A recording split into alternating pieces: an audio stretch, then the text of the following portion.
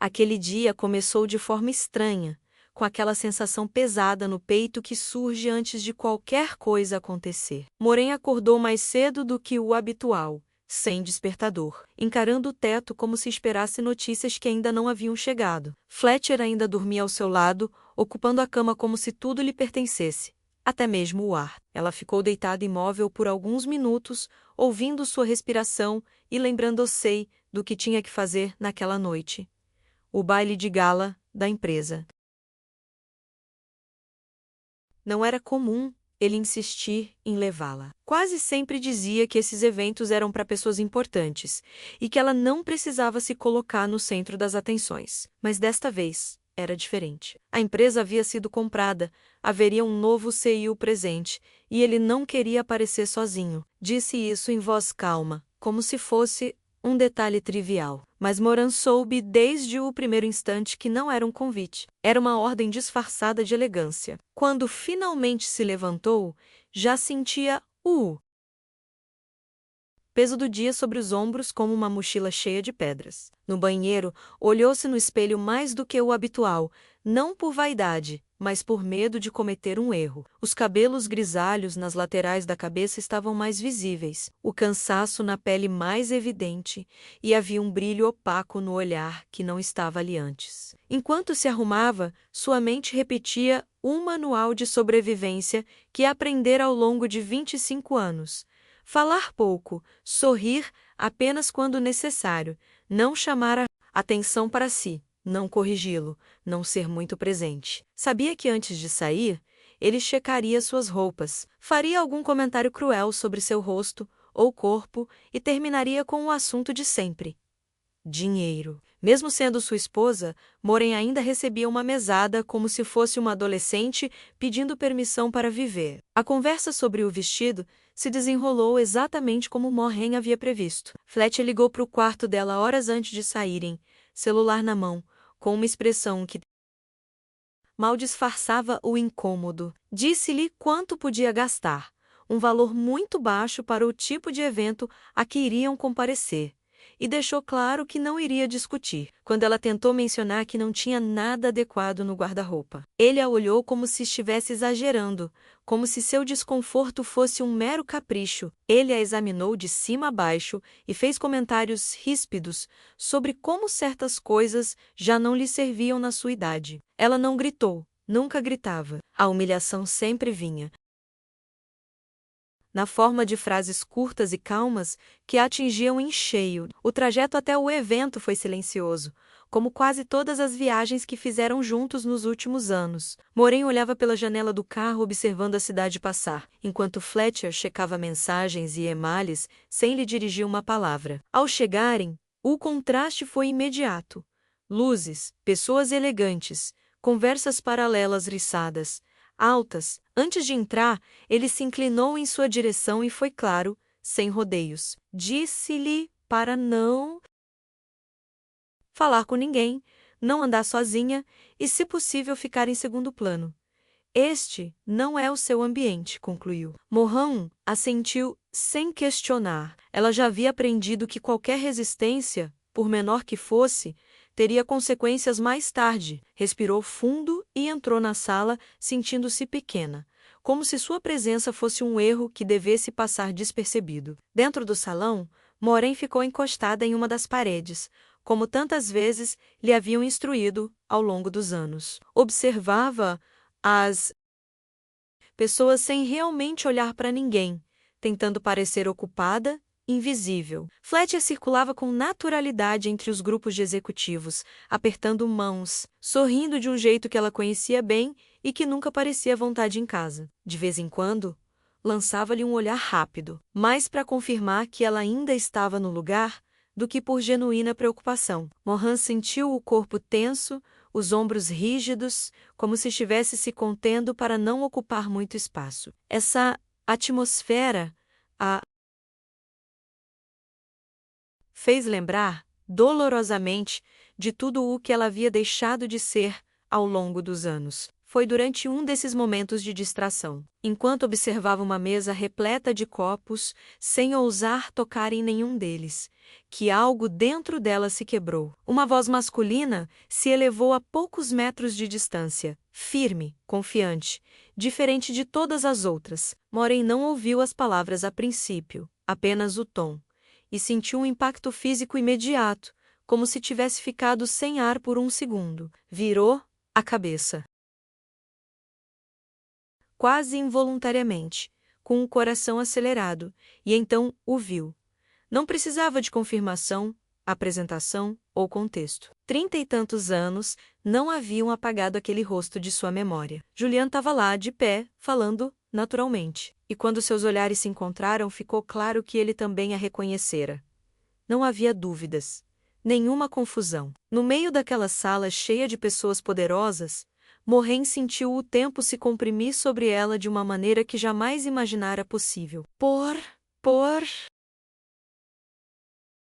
alguns segundos, Maureen não soube o que fazer com o próprio corpo. Suas mãos estavam geladas, seu pulso acelerado e uma pressão incômoda no peito. Julian logo caminhou em sua direção, ignorando completamente as pessoas que tentavam falar com ele. Não foi um gesto impulsivo, foi decisivo, como o de alguém que reconhece algo importante e não está disposto a deixar escapar. Fletcher, que até então conversava animadamente com outros executivos, percebeu o movimento e franziu a testa. Maureen sentiu a mudança em sua expressão mesmo antes de ouvi-lo falar. Havia algo diferente no ar, uma tensão que não tinha nada a ver com negócios ou protocolo, mas algo muito mais pessoal. Quando Julian parou diante dela, não houve teatralidade, nem exagero. Ele simplesmente a olhou atentamente, como se confirmasse que ela não era um engano, que ela era real. Disse o nome dela naturalmente, como se nunca tivesse parado. Várias pessoas ao redor permaneceram em silêncio, curiosas. Fletcher aproximou-se. Rapidamente, com um sorriso forçado, no rosto apresentando-se como o marido, tentando retomar o controle da situação. Mas Julian não se deixou abalar. Calmamente, afirmou que a procurava há mais de 30 anos e que nunca havia parado de pensar nela. Não elevou a voz, não fez escândalo, e ainda assim cada palavra ressoou como um baque no centro da sala. As pernas de Mohan fraquejaram. Não era apenas surpresa, era a sensação brutal de algo enterrado por décadas vindo à tona sem ser convidado. O silêncio que se instalou entre eles era desconfortável, quase palpável. Maureen sentiu os olhares curiosos, a perplexidade de Fletcher. Pela primeira vez em muito tempo, ele não sabia o que dizer. Tentou interromper, minimizar, direcionar a conversa para outro assunto. Mas era tarde demais. Julian falou diretamente, dizendo que passara décadas tentando entender por que ela desaparecera de sua vida sem explicação. Não houve acusações explícitas, mas a verdade pairava no ar. Maureen, não. Chorou, não se mexeu, apenas ficou ali parada, sentindo aquela cena despedaçar a frágil imagem que Fletcher construíra ao longo dos anos. E se alguém que está lendo isto chegou até aqui, talvez entenda por que certas histórias precisam ser contadas. Se você se sentir inspirado a fazê-lo, deixe um comentário dizendo de onde está lendo, porque saber que você não está sozinho muda mais do que você imagina. Depois daquele momento, nada mais fazia sentido. Fletcher se desculpou abruptamente, murmurando algo sobre compromissos urgentes, e praticamente arrastou Mohan em direção à saída. No carro, o silêncio era pesado, diferente de qualquer outro silêncio que eles já tivessem conhecido. Não houve gritos, nem perguntas, apenas uma tensão densa, carregada de raiva, latente. Maureen olhou para as próprias mãos, tremendo levemente, tentando processar o que acabara de acontecer. Não era apenas o reencontro com Julian, era a confirmação de que seu passado não havia morrido, de que alguém realmente a tinha visto, mesmo depois de tantos anos. Naquela noite, antes de adormecer, Maureen entendeu que algo havia mudado irreversivelmente. Embora ainda não soubesse como ou a que custo, ela mal dormiu naquela noite. Seu corpo estava exausto, mas sua mente permanecia desperta, revivendo memórias que evitara por anos. O rosto de Julian voltava repetidamente, misturado com imagens de uma Morin muito mais jovem, com planos, convicções e uma vida que parecia aberta para o futuro. Aos 22 anos, ela era estagiária, vinha de uma família comum e aprendera desde cedo a valorizar cada oportunidade. Julian representava algo diferente, não por causa do dinheiro ou do sobrenome, mas porque com ele ela se sentia ouvida, respeitada, escolhida. Lembrar disso doía mais do que ela imaginava, porque a obrigava a confrontar a pergunta que sempre evitara.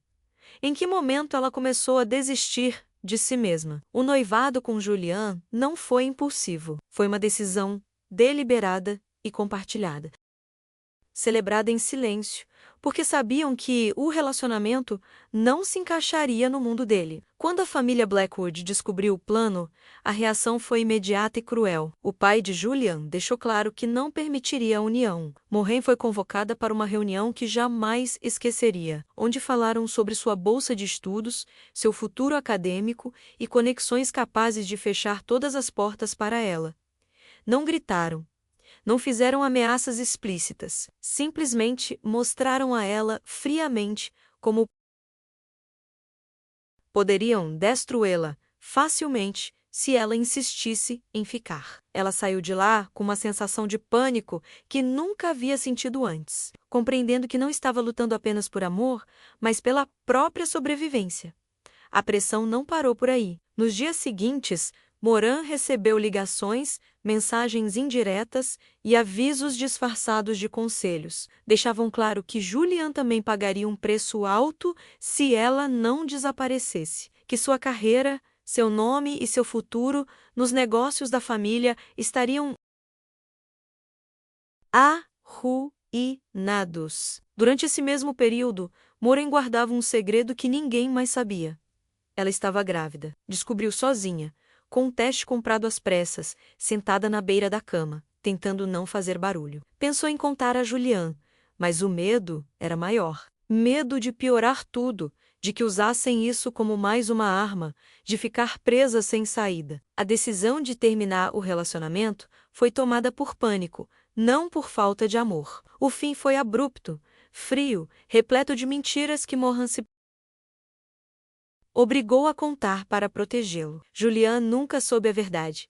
3 semanas depois, o corpo de Morin não aguentou mais. O aborto espontâneo aconteceu de madrugada, silenciosamente, sem ninguém para estar com ela. Não havia hospital de confiança, nenhum apoio emocional, nenhuma palavra de conforto, apenas a sensação de perda total, como se tudo o que ela havia planejado tivesse se desintegrado de uma vez. Depois disso, Morin se fechou. Parou de falar sobre o assunto, parou de pensar no futuro, parou de ter esperança. Quando Fletcher apareceu meses depois, oferecendo estabilidade, segurança e uma vida organizada, ela aceitou sem entusiasmo. Não era amor. Era exaustão. Era a necessidade de sobreviver quando não havia mais nada a defender. O casamento com Fletcher não começou com violência explícita. No início, era controle disfarçado de cuidado. Comentários sobre como ela deveria se vestir, com quem deveria conversar, quais amizades não lhe faziam bem. Morin, ainda frágil, aceitou. Muitas dessas coisas, sem questionar. Ela pensava que estava sendo protegida, que depois de tudo o que havia passado, talvez essa vida mais contida fosse o que ela precisava. Aos poucos, sem uma ruptura clara, ela parou de ver pessoas importantes. Parou de tomar decisões simples, sem consulta Low, e parou de administrar seu próprio dinheiro. Fletcher cuidava de tudo e lhe dava uma quantia fixa todo mês, como se fosse um acordo normal entre adultos. Com o passar dos anos, esse controle tornou-se mais evidente e sufocante. Fletcher checava agendas, ligações, movimentos. Ele sempre dizia que era para a organização, para manter as aparências, para o bem de ambos. Morin aprendeu a antecipar seus humores, a evitar certos assuntos, a se diminuir. Sua identidade encolheu até que ela ficou limitada ao papel de uma esposa adequada,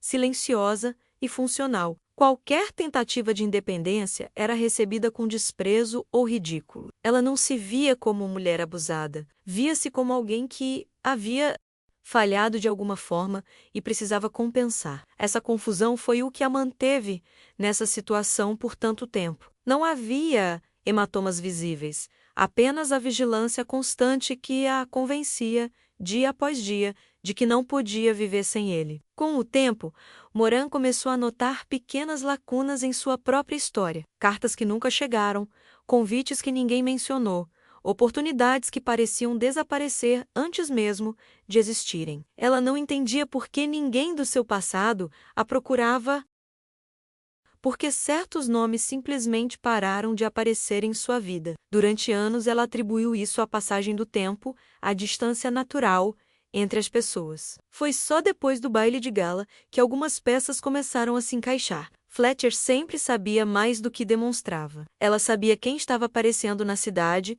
quais empresas estavam ativas, quais pessoas perguntavam por ela, e sempre, de alguma forma, essas presenças desapareciam. A verdade começou a vir à tona aos poucos, quase por acaso. Moran descobriu e-mails antigos, pagamentos estranhos e nomes de investigadores particulares escondidos em meio a documentos financeiros. Fletcher não a controlava apenas dentro de casa.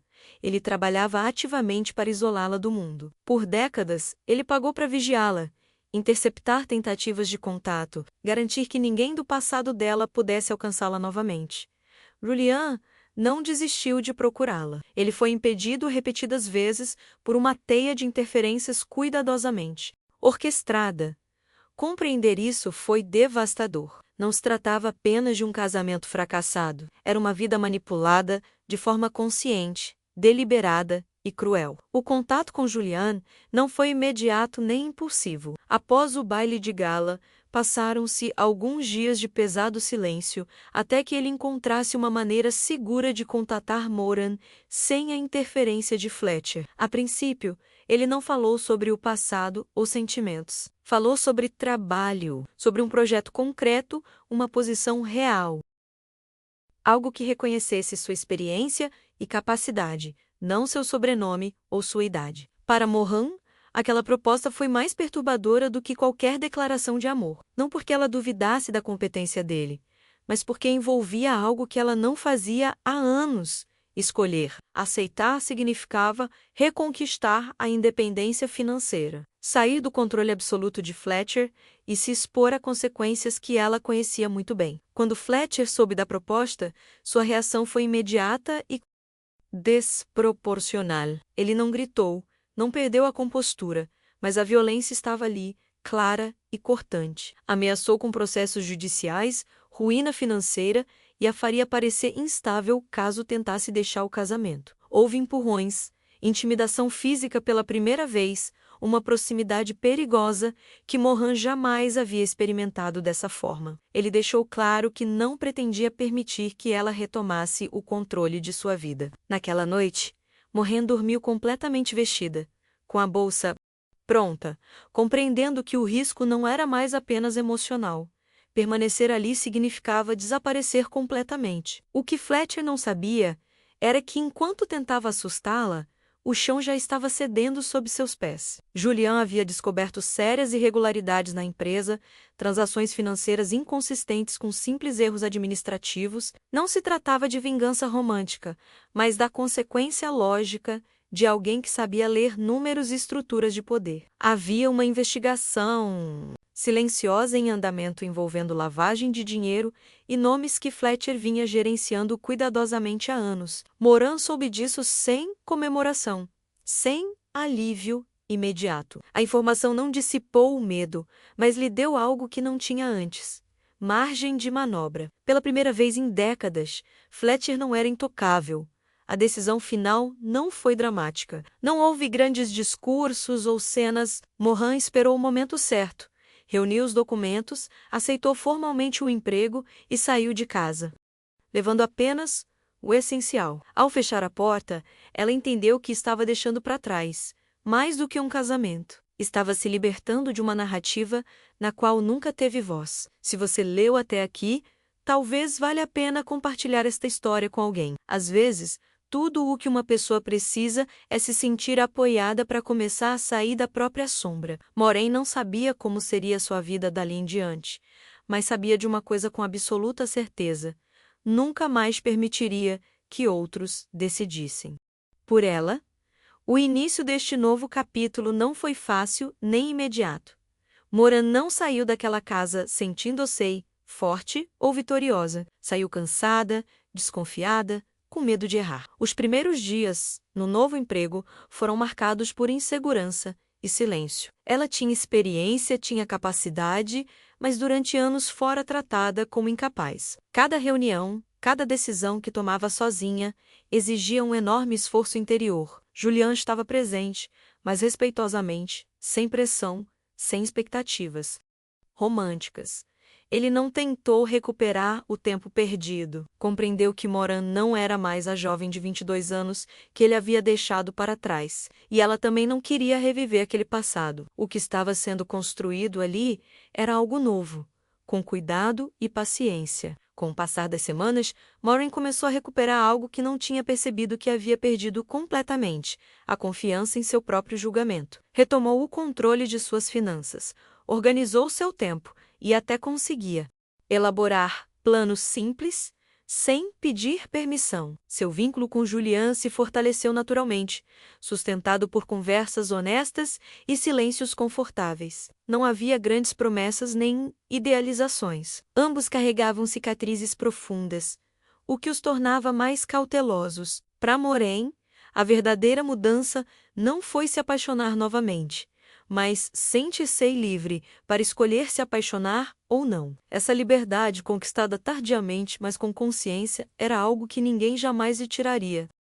Novamente, olhar para trás deixou de ser um exercício de culpa e se tornou uma forma de compreensão. Maureen não tentou justificar as decisões que tomou quando jovem, nem as que tomou mais tarde. Ela entendia que muitas delas derivavam do medo, da solidão e da falta de apoio.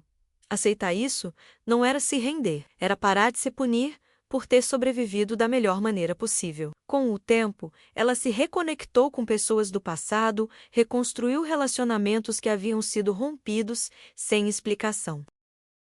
E começou a ocupar espaços que antes considerava proibidos. Nem tudo se resolveu rapidamente. Houve noites em claro, momentos de dúvida, recaídas emocionais, mas nada disso se assemelhava à prisão silenciosa que sua vida anterior havia sido. Hoje, quando Moran pensa naquele dia de gala, ela não se lembra dele como um conto de fadas romântico ou um golpe de sorte. Ela se lembra dele como um momento em que a verdade, por mais dolorosa que fosse, finalmente foi revelada. O reencontro com Julian foi importante, sim, mas não era o foco principal. O foco era recuperar sua voz, sua identidade e seu direito de existir sem precisar pedir permissão. Ela aprendeu que o verdadeiro triunfo nem sempre é espetacular, público ou imediato. Às vezes, é simplesmente fechar uma porta, respirar fundo e seguir em frente, sabendo que, pela primeira vez em muito tempo,